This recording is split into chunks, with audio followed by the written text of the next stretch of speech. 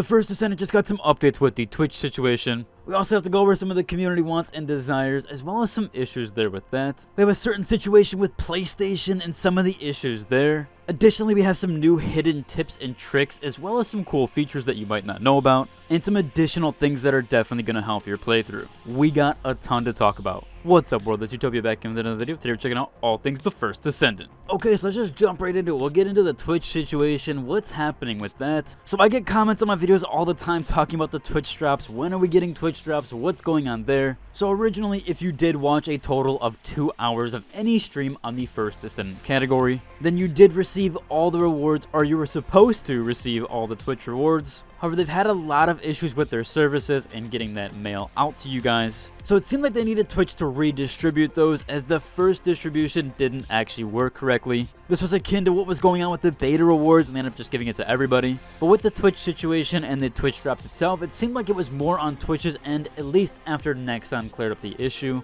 So they needed an additional redistribution, or at least that's what they made it seem like. However, now we do finally have an update here. So this is from the first Descendant Twitter account, who went on here to say that they've resolved the caliber delay and Twitch drops. And so they're sorry for the inconvenience. This issue causing delay in Twitch drops has been resolved as of today, which was at 6 a.m. PDT or PST. However, they had a follow-up tweet here and retweeted themselves here. They said, please be aware that it may take some time to receive your rewards. Again, they apologize for the inconvenience there. So hopefully you guys should see the Twitch drops or the Twitch rewards in your mailbox in the next few days. However, this does lead us on to another situation, as there's even more issues there. I've also got this comment several times. I talked about this in a previous video where there was a PS Plus pack, which again was exclusive to the PlayStation. However, it seems like people have not received their PS Plus pack yet. In fact, it seems like most have not received their PS Plus packs. We've had several people tweet about this, as well as even a Reddit post over here. However, this person got the spray and weapon spray, but they never got the backpack. So it seems like some people are getting some items, but not all. And someone even commented here saying this post made me realize I didn't receive any of it. This was probably the last prio other than the Twitch drops, the beta rewards, and the caliber situation, especially because it was exclusive to just one platform. However, I'm sure, just like they addressed the beta reward situation, I am sure that they're going to address this eventually. Although I do hope they give some communication on that, as like they did with the beta reward stuff, at least acknowledge the issue.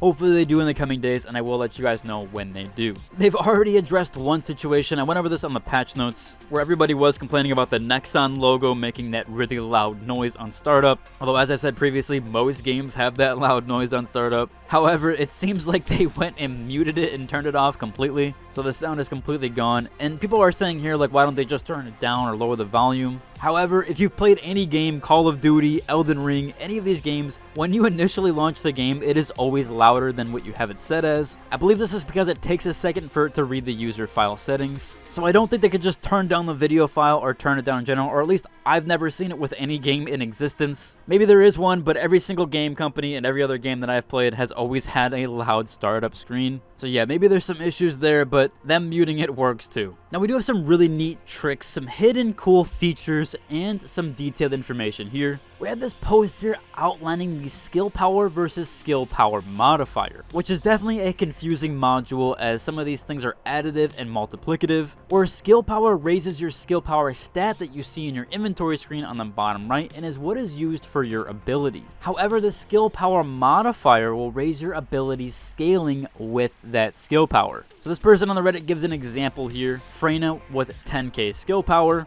will be a multiplicative 60%, which will equal 6,000 skill damage per tick, which also applies to her Trauma 0 skill power, which has a 10x multiplier, so that will be 1,000 skill damage per tick. However, if you also add a skill power modifier to her, it's additive to your current modifier. So Technician grants 50% skill power modifier if you have it all the way leveled up. They add that to Freyna's skill, and instead her skill power then gets multiplied by 110% because these two combine there. So again, that's 60% from the skill power with a modifier adding another 50% to that, so now it's at 110%, which makes her poison skill power 11,000 skill damage per tick, and that also makes her Trauma 0 now a 60% gain, which will be 6,000 skill damage per tick. Now again, because we already had 60% additional increase to her skill power of poison, it wasn't that that much, a little bit under 2 times. However, with her trauma 0, it was a 6 times increase. This works really well with characters with very little scaling to their abilities, or the parts of their abilities like Blair, Enzo, and Freyna, for example. But characters with already high or huge percentage scaling like Esimo, which his 4th ability already has nearly 7,000 skill power.